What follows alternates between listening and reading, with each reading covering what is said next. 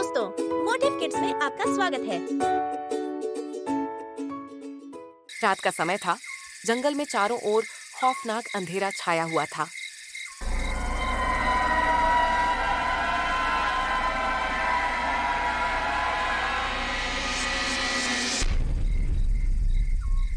दूर दूर तक कोई जानवर नजर नहीं आ रहा था।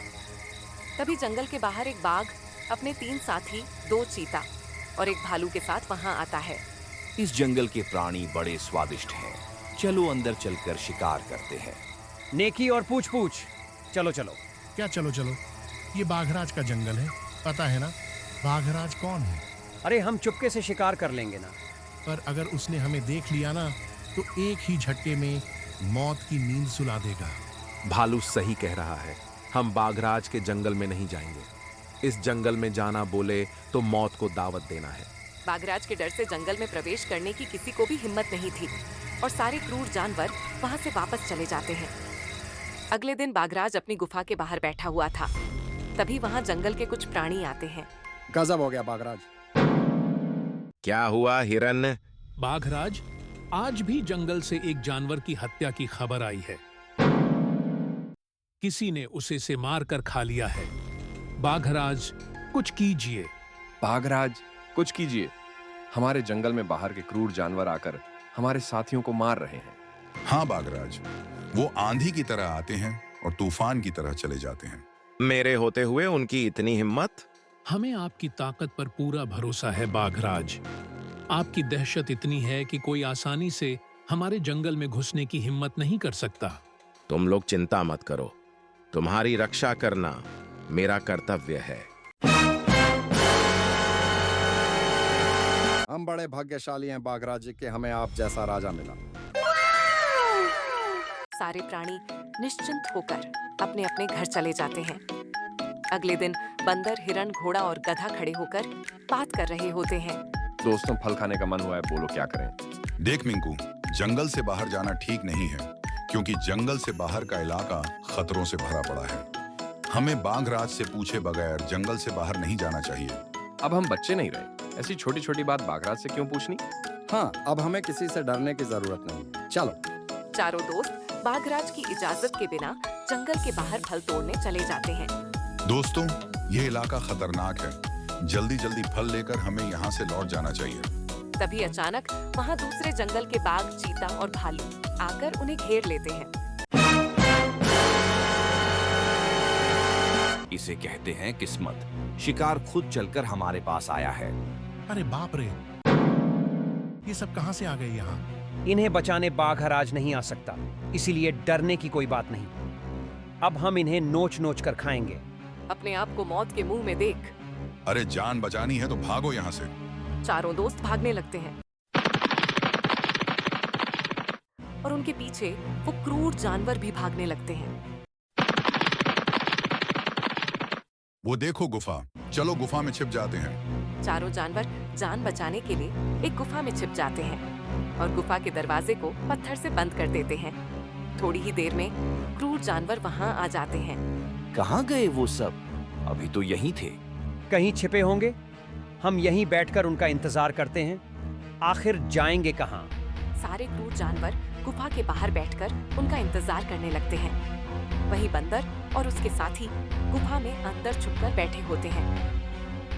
तब दरार में से देखकर हिरन ने बोला, सब तो बाहर ही खड़े हैं, अब हम बाहर कैसे निकलेंगे? इस गुफा में तो मेरा दम घुट रहा है। अगर जिंदा रहना है तो हम सबको यहीं पर बैठना पड़ेगा। यूं ही कई घंटे बीत जाते हैं। मुझे तो बहुत भूख लगी है। अगर मुझे खाना नहीं मिला तो मैं मर जाऊंगा। तू चिंता मत कर। अगर तू मर गया तो मैं तेरी लाश को अपनी पीठ पर लाद कर घर पहुंचा दूंगा। अबे गधे, ये कोई मजाक का समय नहीं है। सॉरी। ठीक है। अब अपने दिमाग का इस्तेमाल करके हमें यहाँ से बच के जाने का रास्ता बता। मुझ में अक्ल कम होती है, इसीलिए तो दुनिया वाले मुझे गधा कहते हैं। लेकिन तुझे तो चालाक बंदर कहते हैं, इसीलिए दिमाग का उपयोग तो तुझे ही करना होगा। गुफा के अंदर वाले प्राणी भूख से तड़प रहे थे। तब बाहर वाले प्राणी कहते हैं, देखो रात होने वाली है, इसीलिए अब हमें घर जाना चाहिए। तभी गुफा में से कुछ आवाजें उन्हें बाहर सुनाई देती हैं। कुछ ही देर में यह लोग यहाँ से चले जाएंगे और उसके बाद हम लोग यहाँ से बाहर निकलेंगे। हिरण की आवाज सुनकर बाघ बोला, अच्छा तो शिकार गुफा के अंदर है। साथियों अब हम कहीं नहीं जाएंगे। हाँ, हम यहीं पर बैठकर उनका इंतजार करेंगे। चारों क्रूर जानवर गुफा के बाहर इंतजार करने लगते हैं और देखते ही देखते अगले दिन की सुबह हो जाती है।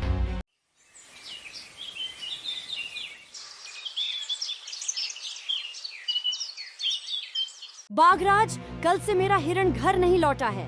मुझे उसकी चिंता हो रही है। मोंकू भी कल से नहीं वापस लौटा है। बाघराज, मेरे पिताजी भी इन लोगों के साथ साथ में गए थे, वो भी वापस नहीं लौटे। मेरे पिताजी भी। सबकी फरियाद सुनकर बाघराज बोला, एक साथ 4 प्राणी गुम हुए हैं। इसका मतलब उन्हें किसी ने मारा नहीं है। हाँ, हो सकता है वह जिंदा हो। हमें जल्द से जल्द उन्हें ढूंढना होगा। उधर गुफा के बाहर खड़े क्रूर प्राणियों का सब्र टूट जाता है। अब वो ज्यादा इंतजार नहीं कर सकते थे। अब मैं अपने शिकार का ज्यादा इंतजार नहीं कर सकता। तो अब क्या करें महाराज? गुफा का पत्थर हटाकर हम गुफा के अंदर जाएंगे। गुफा की दरार से देखकर घबराते हुए हिरण बोला, हे भगवान, वो लोग गुफा का पत्थर हटाकर अंदर आने की बात कर रहे हैं। ये सुनकर चारों प्राणी डर जाते हैं। अगर जिंदा रहना है तो कैसे भी करके हमें अपना संदेशा बाघराज तक पहुंचाना होगा। मगर हम बचाए कैसे? हमें आवाज देनी होगी। तू अपने बेसुरे आवाज में चिल्लाएगा तो बाघराज तक हमारा संदेशा जरूर पहुंच जाएगा। जान बचाने के लिए गधा जोर जोर से चिल्लाने लगता है।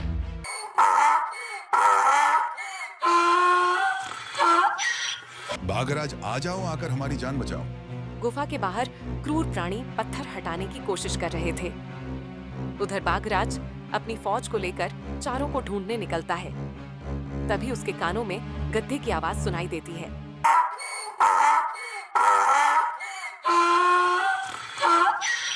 बाघराज आ जाओ, आकर हमारी जान बचाओ। अरे, ये तो हमारे बेसुरे गधे की आवाज है। जी बाघराज, यह आवाज तो इस तरफ से आ रही है। सभी आवाज की दिशा में जाते हैं। उधर क्रूर प्राणी पत्थर हटा रहे होते हैं। अरे, इन लोगों ने तो गुफा से पत्थर हटा दिया। जान बचानी है तो जोर से चिल्लाओ। बाघराज आ जाओ, आकर हमारी जान बचाओ। अब तुम नहीं बच सकते। जैसे ही बाघ उन्हें मारने के लिए आगे बढ़ता है, बाघराज आ जाता है। अरे बाप रे, बाघराज आ गया। मैंने कहा था ना, जब तक बाघराज जिंदा है तब तक हमें कुछ नहीं हो सकता। मेरे जंगल के निवासियों को कोई हानि पहुंचाने का सोचता भी है तो मैं उसे मौत के घाट उतार देता हूं। तुम्हारी हिम्मत कैसे हुई मेरे जंगल के निवासियों को बंदी बनाने की? तभी बाघराज उस क्रूर बाघ पर हमला कर देता है और कुछ ही देर में उसे जान से मार देता है। अरे भागो यहाँ से, शिकार तो दूसरे भी मिल जाएंगे। जान गई तो क्या होगा? भागो भागो। बाघराज से डर के वो लोग भाग जाते हैं। हमें माफ कर दो बाघराज, हम आपकी इजाजत लिए बिना ही फल तोड़ने आ गए थे।